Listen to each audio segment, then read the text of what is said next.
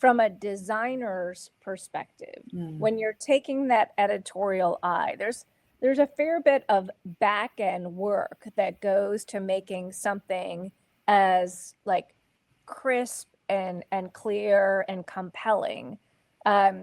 Maybe what we can look at a second example to talk about behind the scenes. What did you need to do in order to create?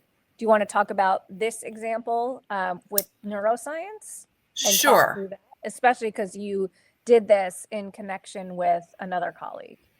Yes. And so my colleague, Kim Hellerich, who is also at the university, she is the program director for our certification programs for administrators. And she was the one who asked me to, true story, she asked me to teach, if I could teach this advanced curriculum course. And I'm like, what's advanced curriculum? Do we have unadvanced curriculum? I mean, what does that mean? And, joking around. And so I said, I've learned, don't just say yes, make sure you know what you're getting into. And so I said, well, I'm happy to help. I always want to help, but I need to see the syllabus. And so that's part of the story. And I looked at the syllabus and I said, not me.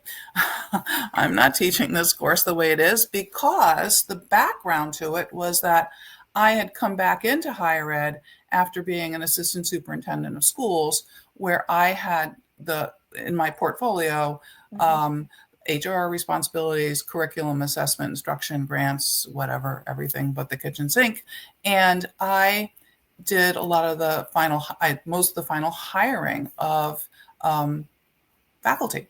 And so when I looked at what was in this course, I was like, oh my goodness, when people get these advanced degrees, then they get paid more.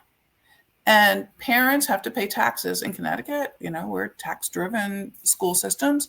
And what's the return on investment? So to design this course and to design the storyboard for the course, which is you're seeing something else, which I'm going to get to.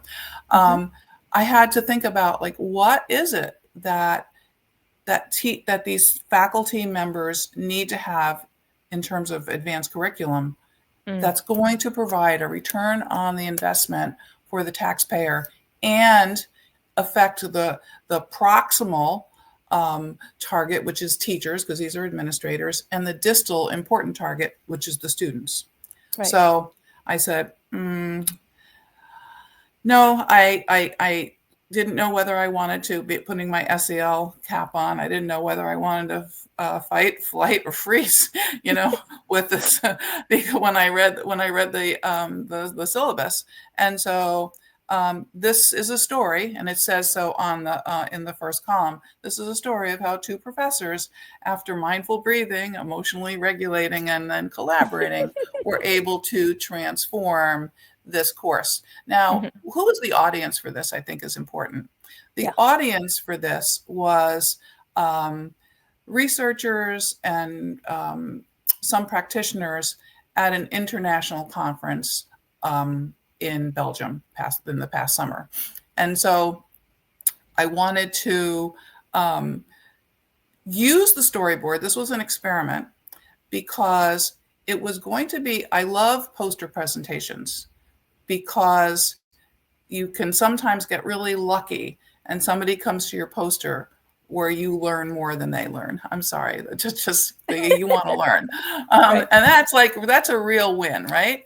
And I said, so if we think about the neuroscience behind the storyboard and the concept of narrative, if we presented this story of what we did, instead of all the data and all the scientific stuff and all about neuroscience, people are going to learn from the poster what we did. But if we create the poster as a storyboard, it will most likely be more engaging than your typical research poster, and it will get people talking. Yeah. And then we'll come away with, not only will they learn what we did, but we will come away with this rich information from this international audience of people. Now, as some of the audience may or may not know, with all of the, and there's all the data that would normally be the big focal point of the poster, where people come by and they go, oh, very nice, that's nice. And like, it's just too much stuff on the poster. But when we had the storyboard on the top and we were able to say, this is a storyboard, we want to tell you the story of what we did. Then once they knew the story, they wanted to see the information on the bottom. So it was magical.